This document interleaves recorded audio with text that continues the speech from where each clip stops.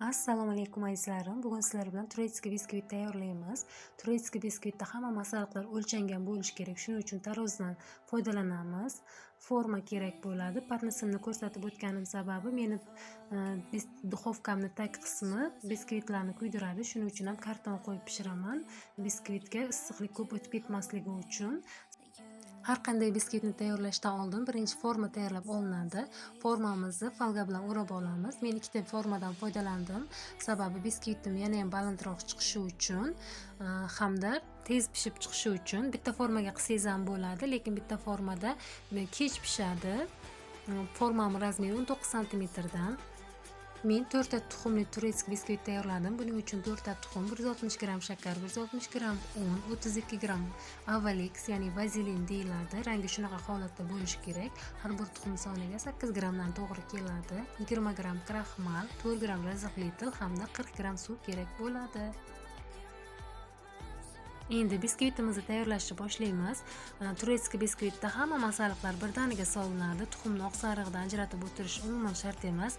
Unimiz ham elangan holatda bo'lishi kerak va masalliqlar oldindan o'lchab olingan bo'lishi kerak.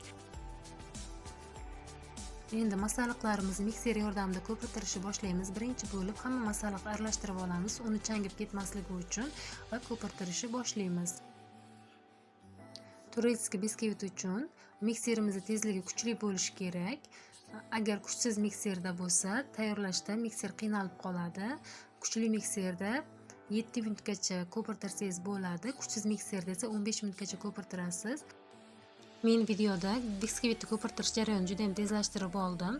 Meni mikserim kuchli bo'lgani uchun 7 minutda tayyor bo'ldi. Mana shunaqa quyuq holatda bo'lishi kerak tayyor bo'lgani. Shundan bilsangiz bo'ladi. Oppoqqina va qattiqqina massa bo'ladi. Endi esa tayyor bo'lgan massani formalarga solamiz. Masalliqni teng ikkiga bo'lib olamiz. Duxovka обязательно oldindan qizdirib qo'yilgan bo'lishi kerak. Meni duxovkam 130 gradusda biskvitni pishiradi. Bu biskvit 35-40 minutda pishadi menda. Lekin agar bitta formada qo'ysangiz, u 45-50 minutda har kimni to'kini baland pastligiga qarab pishiradi. Turetskiy biskvitda formaga masalliqni tekislab qo'yib pishirsangiz, o'rtasi chishi baland bo'lib chiqadi, bir xil chiqmaydi. Agar siz biskvitingiz tekis, chiroyli chiqishini xohlasangiz, masalliqni o'rtasini chuqur qilib, atrofini ko'tarishingiz kerak. O'shanda bir xil bo'lib chiqishga yordam beradi. Mana masallig'imiz ham tayyor. Endi duxovkaga pishirishga qo'yamiz. Mana biskvitimiz ham pishib chiqdi. Biskvitimiz pishganini zubacheska yordamida tekshirib olamiz. Zubacheska quruq chiqsa, demak biskvitimiz tayyor bo'lgan bo'ladi. Endi bu biskvitimizni reshotkaga sovutishga qo'yamiz. 1 soat 2 soatda bemalol yaxshi sovib qoladi.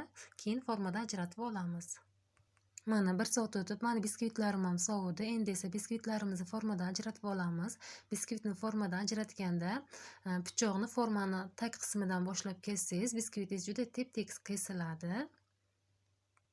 Bu biskvitni klassik biskvitdan farqi shundaki, juda ham mayin hamda shirin bo'ladi, hamda propitka kam qilinadi. Mana biskvitimiz tayyor bo'ldi. Endi xohlagan kremingizni solib ishlatishingiz mumkin.